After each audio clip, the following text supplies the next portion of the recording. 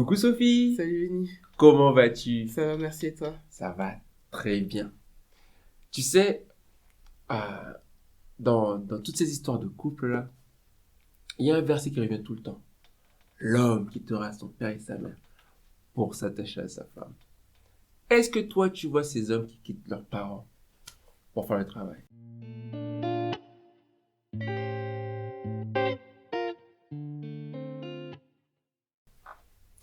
J'en vois, j'en vois certains, j'en vois d'autres non. Mais pour moi, la plupart, euh, on va dire que ce verset-là, ils l'ont euh, compris, peut-être pas dans la profondeur de tout ce que ça implique, mais je trouve que, en tout cas dans cette génération-là, il y a peut-être un peu plus... je sais pas comment expliquer. Je pense ça parce que il fut un temps où les couples, c'était tu vivais chez tes parents jusqu'à ce que tu sois marié et après, t'es direct dans la vie de couple. Là, euh, de nos jours, ça se fait un peu moins dans le sens où il y a une transition qui est déjà faite où tu vas prendre ton indépendance. Du coup, tu apprends à réfléchir par toi-même. Il y a plus le cordon il est déjà un peu rompu. Mhm. Donc du coup, tu apprends à vivre par toi-même, ton individualité, et après tu fais rentrer quelqu'un. Mais d'un côté, des fois, ça a un effet un peu euh, contre-productif, parce que du coup, tu t'es tellement individualisé que maintenant faire rentrer une autre personne dans ta vie, t'es là, ouais, j'étais bien quand même tout seul. Donc c'est un peu compliqué de faire rentrer une autre personne, et ça me rappelle une pote qui, justement, elle me disait, elle, ben pareil, elle venait de Guyane, quoi, tu vois, elle est venue en France pour les études et tout. Donc du coup, elle a vécu toute seule, elle avait sa petite indépendance, etc. Et elle a fréquenté quelqu'un qui, lui, vivait toujours chez ses parents. Et du coup, il était toujours dans ce cocon-là et tout. Et quand ils se sont mis ensemble et qu'ils sont mariés et tout, au départ, c'était un peu compliqué pour elle parce qu'elle elle aimait bien sa solitude et puis lui, il avait besoin de ce qu'il avait en fait avec sa famille. Et ça a été un peu compliqué Il y a eu pour des elle en fait. frictions. Voilà. Non, je comprends parce que toi, tu dis ça par rapport au fait que aujourd'hui, dans la structure de la société, on quitte pour aller faire des études. Oui, Surtout les ultramarins, c'est vrai. Antilles, Guyane, même le Madagascar, ils viennent en France Exact. pour leurs études. Et donc, le cordon ombilical est coupé, mais de force, quoi. C'est C'est soit je fais vrai. des études et je gagne de l'argent, soit je ne fais pas et je gagne moins d'argent. Après, aujourd'hui, avec la grâce de Dieu, il y a Internet, donc on peut gagner beaucoup d'argent sans faire d'études. Bah avant, Ouais, c'était c'était, autre chose. voilà, c'était grave, grave tendu. Et non, je comprends ce que tu veux dire, mais ça, c'est une conséquence de la vie actuelle, quoi. C'est Oui. pas genre, les gens se disent, pour devenir un homme, je cherche du Non, boulot, tu vois. je suis d'accord. Je suis totalement d'accord. C'est pour ça que je te disais que Ouais. c'était une partie du verset, parce que ce verset-là, c'est bien plus profond que juste le fait de quitter son domicile pour vivre sa vie. Mm. Mais je pense que cet aspect-là a quand même un impact dans ta vie après, en fait. Non, ça c'est sûr, parce que, comme je disais la dernière fois, le fait de dormir dans le lit à droite, et tu arrives avec l'autre, tu dors où d'habitude? Mais moi je dors là, mais pourquoi tu prends ma place? Ouais, c'est ça, c'est ça. Donc t'as créé tes habitudes, surtout que si t'as eu un grand lit depuis toujours, et que t'as gardé cette habitude-là quoi, dans ton appartement de célibataire et tout, c'est comme, j'ai une amie, son père lui a dit, euh, tu vas vivre dans un 15 mètres carrés? Non mais tu n'es pas bien. Tu vas vivre dans un truc qui est plus petit que ta chambre. Aïe! J'avoue. J'étais là, a dit comme ça, la fille, elle était tellement bien chez ses parents, c'était chaud de passer un truc plus petit, tu vois. Moi, perso, j'arrive en France, j'ai vécu dans un 20 mètres carrés, parce que j'étais déjà au niveau licence. Ok. Donc, j'ai pu avoir accès à un bel appartement direct et tout. Et c'était kiffant, quoi, parce que, l'appart, il était mal agencé. J'ai vu un 20 mètres carrés super agencé, j'ai dit, j'aurais vu ça, c'était encore plus kiffant, tu vois. Mais c'était un bel appartement, quand même. Et même, quand ma soeur est venue, elle a fait colocation dans un 20 mètres carrés, quoi. Ok. C'est à ce point-là que c'était bien, quoi. Et quand elle a dit ça, je restais, ouais, les gens, ils vivent bien. Ils vivent bien. Et le truc, c'est que, par rapport aux hommes qui doivent quitter, j'admets que il y a des gars, même s'ils vivent tout seuls dans leur appartement, leur cœur, leur mindset est toujours attaché à la famille, tu vois. Ils peuvent prendre peu de décisions sans en parler à leur famille, tu vois. Je suis totalement d'accord. T'as vu ça déjà? Oui. Aïe, on sent que s'est passé quelque chose.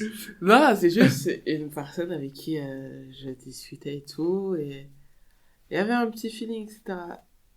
Et il y avait un truc qui me dérangeait, c'est que il était très en mode ma maman, c'est genre elle est grave importante. Et ça, j'ai aucun souci avec le fait que ta mère soit importante pour toi. C'est normal, elle t'a porté pendant 9 mois. C'est elle qui t'a éduqué, qui plus est. En plus, c'était une mère célibataire.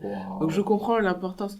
Mais j'avais l'impression que c'était au point où, si ma maman, elle me dit non, c'est mort. Et genre en mode, il te faut l'aval de ta mère pour chaque décision. Et à un moment, je lui ai fait la remarque. J'ai dit, je comprends l'importance que ta mère a dans ta vie et tout.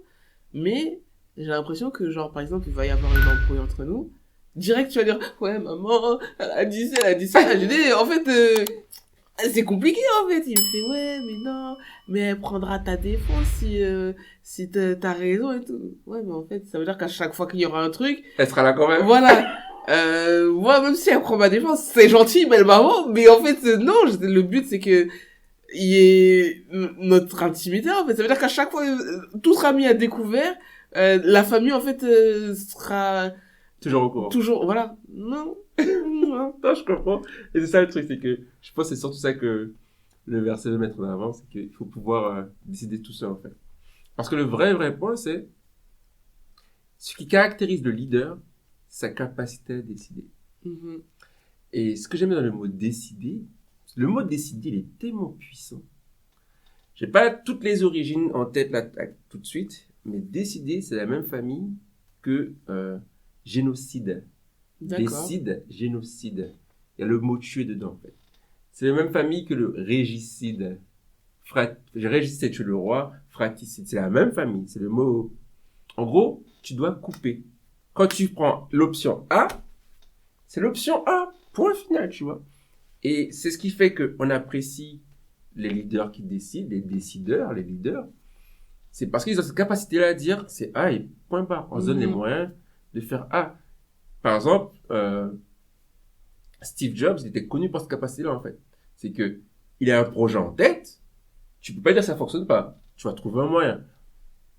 Il force un peu les gens, on est concret, mais, parce qu'il était visionnaire, parce c'était dans sa tête, c'était possible, il fallait le manifester avec les équipes, tu vois ce que je veux dire.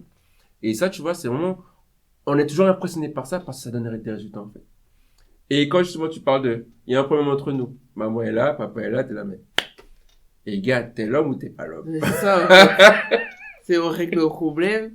Après, je peux comprendre que des fois, genre quand il y a une grosse crise, t'as la famille qui veut apporter son conseil parce que bah en tant que couple et en tant que parent, etc. Je peux l'entendre des fois. Ça peut être important. Mais pour le moindre petit truc, quoi, il y a plus de Nutella, je vais le dire à maman. Enfin, j'exagère. Mais t'as l'impression la personne elle peut pas et on revient sur le côté du coup quand tu me disais il faut que la femme ait un côté maternel et bah du coup t'as l'impression que tu dois prendre la place de la maman en fait genre pas cette même personne là va dire ouais je veux que tu viennes me voir et tout tu me feras des crêpes oh en fait donc ton rendez-vous là consiste à ce que je te nourrisse. C'est quoi, tu peux pas te débrouiller par toi-même. Enfin, tu sais, on en revient toujours au même point.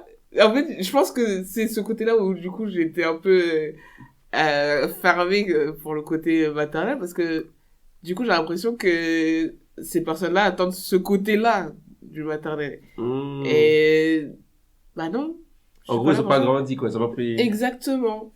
Et même s'ils vivent tout seuls, t'as l'impression qu'ils sont en manque. Ouais. Et ça se voyait parce que cette personne-là, du coup, la première fois qu'elle s'est fait à manger, ça m'a fait rire, tu vois. Elle était, ouais, je je me suis fait du steak et des pâtes et tout, je suis trop contente et tout. Je me suis dit, waouh, 27 ans, c'est la première fois qu'il cuisine. Ça fait peur quand même. Après, je me suis dit, bon, ben, c'est cool pour toi, tu vois. Mais, en fait, tu vois clairement que la personne, si tu te mets avec lui, elle va dire, ouais, t'as préparé quoi aujourd'hui? T'as préparé quoi? Non, je suis pas Sodexo. Je fais un effort, en fait. Moi, je pars du principe où j'ai des lacunes, hein. J'ai des défauts. Mais, j'aime la personne, donc je vais faire en sorte de m'améliorer sur certains points. Et toi, tu viens en mode, ouais, ma femme, faut qu'elle fasse à manger, ma femme, faut qu'elle fasse ceci, genre, faut que je fasse tout. Je suis pas l'État, je vais pas faire tes démarches administratives, je vais pas faire, si t'attends ça, non, paye le service. Mais, c'est compliqué. Non, non, je comprends. Maintenant, je comprends mieux ta réticence de la dernière fois. Oui, non, non. T'as vécu des choses? Ouais, non, je me suis dit, pour qui tu me prends, en fait? Non, mais, ok. Mais je pense pas que, je pense vraiment que c'est une minorité de gars comme ça, quand même. Oui, non, j'espère quand même. Non, en tout cas, j'espère aussi. Parce que c'est plus de l'assistanat, finalement. Et la vie de couple, pour moi, c'est pas ça. Non, c'est quoi alors la vie de couple alors?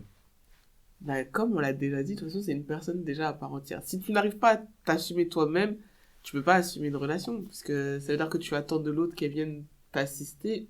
Non, je suis pas faite pour ça. Mais tu dis ça dans les cultures tribales. Et avant, il y avait le rite de passage pour devenir un homme. Et dans tous les rites de passage, tous, peu importe la forme que ça prenait, tu devais témoigner la capacité à prendre soin de toi et de quelqu'un d'autre. C'est même si tu avais 13 ans, c'était quand même de partir pêcher, tuer un animal, cueillir quelque chose. Tu vois. Souvent, c'est lié à ça en fait. Tu avais une épreuve difficile, que ce soit au niveau de la nourriture ou un passage à faire, où tu témoignais ta capacité à te protéger, à protéger autrui, à te nourrir et à nourrir autrui en fait. Et en gros, si tu n'avais pas fait ça, bah, tu n'étais pas considéré comme un homme. Donc, certaines sociétés, certaines tribus, ça commençait à 13-14 ans. Il y a d'autres, c'était à 17-18 ans, tu vois. Faire l'armée, par exemple, tu vois. Et beaucoup d'études prouvent que depuis qu'il n'y a plus l'armée, le passage à l'armée obligatoire, il y a beaucoup moins d'hommes capables de décider, en fait. Et justement, l'armée forçait à quitter, tu vois, la famille, quitter le foyer et aller obéir à autrui. T'as quelque part, on te connaît pas, on te dit fais A, fais B, fais C, fais ton livre, fais ça, nanana, va chercher, tu vois. On te donne une structure et tout. Et les hommes qui sortaient de là, ils ont dû suivre quelqu'un et certains ont dû tuer aussi, tu vois. Donc, ils savent faire des choses, ils ont appris des choses qu'ils ne pouvaient apprendre nulle part ailleurs, tu vois. Et on a perdu ça avec l'armée. Et comme tu dis, il y a des gars qui ont vécu qu'avec leur maman après, qui n'ont jamais eu cette figure masculine pour aider à développer cette force de caractère où ils doivent décider. Comme je disais tout à l'heure, décider, c'est couper, c'est tuer les options. Et souvent, ils restent là à ne pas décider, en fait, à hésiter. Et dans la Bible, c'est écrit, Dieu hait l'hésitation. Il est écrit aussi que Dieu vomit les tièdes, celui qui est chaud ou froid. Dieu préfère que tu sois totalement froid, que tu ne veuilles pas, que tu sois en mode un pied dedans, un pied dehors. Tu vois ce que je veux dire? Donc, non, vraiment, je comprends ton truc. Ça me fait rien que j'y pense, 27 ans, faire des pâtes. Mais tu connais l'histoire de la fille, on a dit, va faire des pâtes. Va faire cuire les pâtes. Elle va, et genre 5 minutes plus tard, tout le monde dit, on voit de la fumée partout. Il se passe quoi? On va dans la cuisine. Elle dit, mais qu'est-ce que t'as fait des pâtes? Mais je dis faire cuire les pâtes. Elle a mis les pâtes, elle a allumé le feu, tu vois. Et elle a pas mis d'eau. Wow. Donc tu as des situations comme ça. Oui, non mais je sais, il y a des femmes aussi qui savent pas faire Mais la base. Mais justement, pour l'homme qui quittera son père sa mère, certaines explications disent que c'est surtout, et le fait que ce soit l'homme aussi qui quitte, qui doivent décider, mais ce fait que c'est aussi des adultes. En gros, c'est des adultes qui décident de se mettre ensemble. Et justement, est-ce que pour toi, les femmes sont adultes? Est-ce qu'elles décident? Est-ce qu'elles sont matures? En général, je pense. En général, je pense que oui. Après, c'est quelque chose que l'on dit souvent dans la société, que une femme va être, on va dire, à 18 ans, une femme est beaucoup plus mature qu'un homme. euh, donc je pense que oui, mais effectivement, ce que tu as dit, c'est très intéressant. Le fait que ce soit l'homme qui décide de quitter son foyer pour moi, il y a un côté rassurant pour la femme, pour dire, je maîtrise mon truc. Si je fais la démarche de venir vers toi, c'est parce que je sais que je suis en mesure de t'apporter ce qu'il faut, etc., etc. Et ce côté-là, ben c'est ça justement quand je te disais par rapport à l'anecdote et tout, je me suis dit, mais en fait, le mec, il est pas capable de se gérer. Et moi, je me dis, je peux pas m'embarquer dans quelque chose comme ça, en fait. Mm. Et sachant que, comme je te l'ai dit, j'étais quelqu'un de relativement très angoissé. J'avais besoin d'une sécurité. Voilà, j'étais clairement pas... Je ne voyais clairement pas la sécurité dans ça, tu vois. Et je trouve ça important que... c'est vrai que ça met une certaine pression chez l'homme, je pense. De se dire, en fait, le gars, il doit montrer qu'il est en mesure de, tu vois. Ça met une certaine pression. Mais pour moi, c'est important de... Je pense que le gars, il se dit, bah, si j'y vais, c'est parce que je suis en mesure de. Je comprends ce que tu dis parce que pendant longtemps, on a cru que le plus important pour les femmes, c'était l'amour. Pendant longtemps. Mais fondamentalement, c'est la sécurité. Et la sécurité, mais c'est à tous les niveaux, quoi. C'est physique, financier, émotionnel. Bien sûr. Je suis resté, what? Et en gros, quand tu vois les séries, les films, t'as vu comment il m'a acheté des fleurs? On parle de romantisme plus que d'amour. Ouais. Et ce dont tu parles, en fait, justement, par rapport à la sécurité, c'est que moi, je pense aussi que on n'aide pas les hommes à développer les capacités à manifester la sécurité, en fait. Parce que, par exemple, les gars gagnent de l'argent. Mais ils se disent pas gagner de l'argent pour leur famille. Ils disent, je vais gagner de l'argent pour faire plaisir. Tu vois quoi, c'est pas, dans le contexte, je suis l'homme, je vais pourvoir à autrui. L'image que j'aime bien donner, c'est les enfants. La petite fille, elle a 3 ans, elle a déjà une poupée ou un bébé dans les bras, tu vois. Elle sait à 3 ans qu'un jour, elle va prendre soin d'autrui. Le petit garçon à 3 ans, il a ses camions, il a ses super-héros, il a tout sauf un bébé dans les bras, tu vois. Et la fille, vraiment, tu le vois bien, de 3 ans à 8 ans, c'est dinette et tout, c'est comment s'habiller, comment on fait les coiffures et tout derrière. Un gars, les 2 heures, il fait son sport et tout. La plupart des gars, ils se rendent compte qu'ils vont prendre soin de quelqu'un quand les hormones commencent à entrer en cause, tu vois. Ils ont 13 ans, 15 ans, c'est là. Oh, les filles m'attirent. Avant, les filles, c'était moche et tout. Mais une fois que la bienvenue arrive, oh, mais une fille, c'est quelque chose d'intéressant, finalement. Tu vois ce que je veux dire? Et même là, ils prennent pas soin, c'est juste qu'ils sont attirés par des filles. C'est quand ils arrivent à 18 ans, la fille dit, mais oui, mais on fait quoi ensemble, tu vois? On va où? Et là, ils disent, ah ouais, en fait, je vais prendre soin de quelqu'un d'autre, tu vois. Et, mais avant ça, mais moi, ça me choque, même dans le parcours école, on fait pas comprendre aux gars qu'un jour, ils vont prendre soin d'autrui. Et comme de plus en plus, les parents sont absents de l'éducation des enfants, c'est pas qu'ils veulent l'aide, c'est juste le travail, comment c'est structuré aujourd'hui. On passe plus de temps à l'école qu'avec les parents. Et même quand t'es en vacances, tes parents sont en vacances en même temps que toi. Donc, je vois pas forcément, tes parents sont pas là pour t'inculquer les valeurs du foyer parce que dans la Bible, dans la culture de la Bible, dans une culture, c'est que, en tant que garçon, tu devenais ce que ton père était. Jésus était charpentier parce que Joseph était charpentier. Dans la culture juive, c'était à partir de entre 15, 16, 17, tu commençais à avoir une activité manuelle avec tes parents, avec ton père, tu vois, en tant que gars, avec ta mère en tant que fille, tu vois. Ce qui fait que tu remontes juste à 50 ans. Ouais. On va dire 60 pour être plus sûr. Les gars bossaient avec leur père. Et puis il y a eu la télévision. Non mais c'est très récent le fait d'avoir une carrière à soi. Ouais. Avant d'avoir la carrière des parents. Tu vois, ouais, je vois totalement. Et ça a grave changé parce que un gars à 16 ans savait que il allait se marier un jour. Aujourd'hui, à 16 ans, tu demandes à un gars à 16 ans, oh, bah, je sais même pas ce que je vais faire demain. Ouais, c'est ça. Donc voilà. Et c'est pour ça que la question est intéressante, c'est que avec tous ces changements sociétaux, le fait qu'on parte en études tout seul à 17-18 ans, le fait que justement à 16 ans on sache plus, alors qu'avant à 16 ans, tu savais quoi. À 16 ans, mes parents à 14 ans travaillaient. Beaucoup de parents d'amis que je connais, de ma génération, leurs parents travaillaient, ils avaient 14-15 ans. Moi, j'ai eu mon premier petit boulot. J'avais 21 ans. On m'a refusé même des stages, hein. Au lycée ou quoi. J'avais même pas de stage, moi. Pour te dire. Donc, merci Seigneur, ça s'est arrangé, mais j'ai pas du tout la culture du travail, j'ai pas du tout la culture de la détermination. Moi, j'étais en mode, l'école, c'est cool. Vraiment. Et moi, c'est ce que je vois. Quand tu m'as dit qu'il y en a beaucoup j'ai compris ton point, à cause des études, on quitte, mais il n'y a pas beaucoup qui ont ce mindset de je dois apprendre d'être quelqu'un d'autre, en fait. Oui, effectivement. Puisque, après, ouais. C'est beaucoup aussi, on pense à soi, on prend du temps pour soi, même dans le discours des gens maintenant.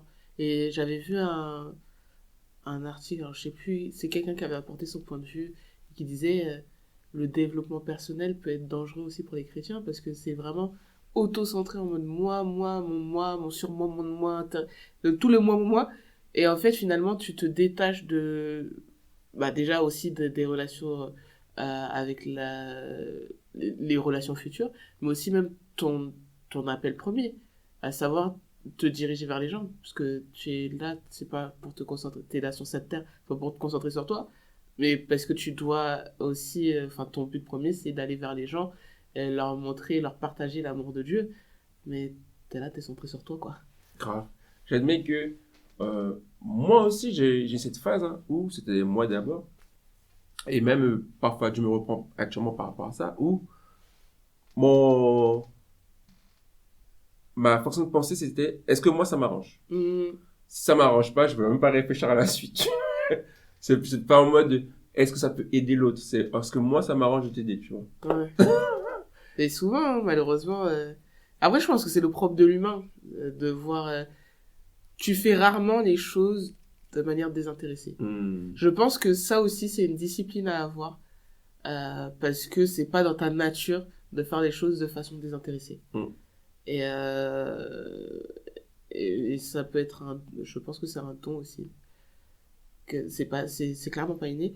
Et ouais, le fait de se dire, ouais, je pense que des fois c'est important aussi de pouvoir s'écouter parce que il y a un moment où ton corps aussi peut te dire, il faut stopper, tu peux pas dire oui à tout parce que dans la parole ils disent que ton oui soit oui, que ton non soit non. Donc, Amen. si tu t'engages partout en disant oui parce que ouais, c'est pour aider l'autre, et tout, mais que t'es pas en mesure de le faire, ça ne sert à rien aussi. Donc il faut savoir aussi s'écouter, savoir dire non quelquefois, etc. Mais, effectivement, la démarche doit être plutôt altruiste. Grave. Justement, dernièrement, je regardais une vidéo sur YouTube avec, c'était Anthony O'Neill, c'est un YouTuber qui est aussi chrétien, qui avait invité un pasteur qui s'appelle Touré. Son nom de famille c'est Touré, j'ai publié le nom du pasteur. Et il disait que tes oui coûtent cher. Quand tu dis oui, c'est-à-dire que tu vas prendre l'énergie, le temps, l'intelligence nécessaire pour faire ce que tu vas faire. C'est ça. Alors que tes non, ben, voilà quoi. Et quand tu dis oui, c'est dur de revenir après et de dire en fait non, je peux pas, tu vois. C'est ça. Tu fais le gars qui tient pas sa parole et là tu restes et moi j'ai vite compris ça personnellement. J'ai vite compris que je préfère te dire non et te dire oui ensuite quand ça vient après comme le sauveur, tu vois, que de te dire oui, ensuite te dire ah finalement je peux pas, je passe pour un gars qui t'a fait perdre ton temps, tu vois. Ouais. Parce que les gens ils te disent oui et puis ils te disent non au dernier moment à la fin t'es là comment je fais? Tu m'avais dit oui, je comptais sur toi. J'ai appelé les déménageurs et tout. Tu devais être là pour avoir des bras en plus. Là, j'ai encore plus galéré. T'avais besoin d'une voiture. La voiture et tu as dit non, sans laisser à l'autre la possibilité de trouver un autre moyen, en fait. Tu vois. Donc, ouais, les oui coûtent cher. Les oui coûtent cher. Tu vois. Donc, je comprends vraiment ce que tu veux dire. Et c'est pour ça aussi que la capacité à décider, encore une fois, ça devient très important. Ça devient même le plus important, parce que c'est aussi ça le libre arbitre. C'est que tu as le droit de dire non. Oui, c'est sûr. C'est sûr. Mais il y a peu de gens qui comprennent. Il y a beaucoup de gens qui comprennent pas ça, en fait. Bah oui, malheureusement. Et moi, j'en parlais avec ma femme. Et parfois, elle avait ce côté à dire oui. Je dis, mais tu sais que tu peux dire non. Mais pour elle, si elle dit non, on va lui dire non après. Je dis, mais ça fait partie de la vie. En fait, quand moi je pose une question, je m'attends aux deux réponses. De la façon, parce que moi, je sais que si tu me poses la question, je peux te dire non, mais quand je dis que je sens pitcher, mais de la façon que je disais, quand ça m'arrange pas, ça m'arrange pas. Non, je te dire non, c'est même pas en mode ça peut t'aider, non. Par contre, si je peux vraiment, je te dire oui avec joie. Et c'est ça en fait. C'est que si je te dis oui, je viens avec l'attitude du oui en fait. Ouais. En mode, et même ma femme elle me reproche ça. Elle me dit, tu me dis oui, mais t'es pas motivé, t'es pas enthousiaste et tout. Je dis oui, mais je vais le faire. Oui, mais t'as pas l'air. Et c'est vraiment parfois c'est un vrai point de tension hein, parce que j'ai dit oui, je suis pas motivé, tu vois. Ouais. Donc tu vois, dire oui ça coûte cher. Bien sûr. Mais pour le coup, j'étais un peu comme ta femme, je n'osais pas dire non. Pas pour les mêmes raisons, mais c'est plus, j'avais pas envie de décevoir la personne en fait. J'avais peur que, genre, elle s'attendait à ce que je l'aide. Potentiellement, elle voyait une aide de ma part, et le fait de lui dire non, ça allait la décevoir. Et du coup, je disais oui, mais sans conviction en fait. Et en fait, jusqu'au moment où finalement, cette phase-là où j'étais pas bien, ça m'a vraiment permis d'ouvrir les yeux et de savoir, à m'affirmer plus en fait. De savoir que quand je dis oui, c'est parce que potentiellement, peut-être que je suis pas dans le mood là, mais je te dis oui parce que je crois dans ce que tu me dis et avec le temps ça va finir machin et tout. Ou parce que oui, je peux vraiment apporter quelque chose, je sais pas quoi. Mais si je te dis non, gars, c'est... Non, mais par rapport à ça, il y a une citation qui dit, j'oublie l'auteur, c'est que on t'apprécie pour tes oui, mais on te respecte pour tes non. Ça change tout. C'est vrai. Qu'est-ce que vous en pensez? Est-ce que vous dites oui tout le temps ou non tout le temps? Est-ce que vous avez déjà vu ces hommes qui décident, qui ont quitté père et mère pour pouvoir s'attacher à leur femme, prendre soin d'elle? Ou est-ce que justement il y a ces femmes qui hésitent à quitter leur foyer, hein, tout simplement? On n'a pas beaucoup parlé de ça, mais on a effleuré. Est-ce qu'on devrait plus en parler? Dites-le en commentaire, tout simplement. T'en penses quoi? Oui, franchement, j'ai hâte de voir ce que tu vas dire en fait. Grave. En tout cas, c'était DCM et à la prochaine. Salut.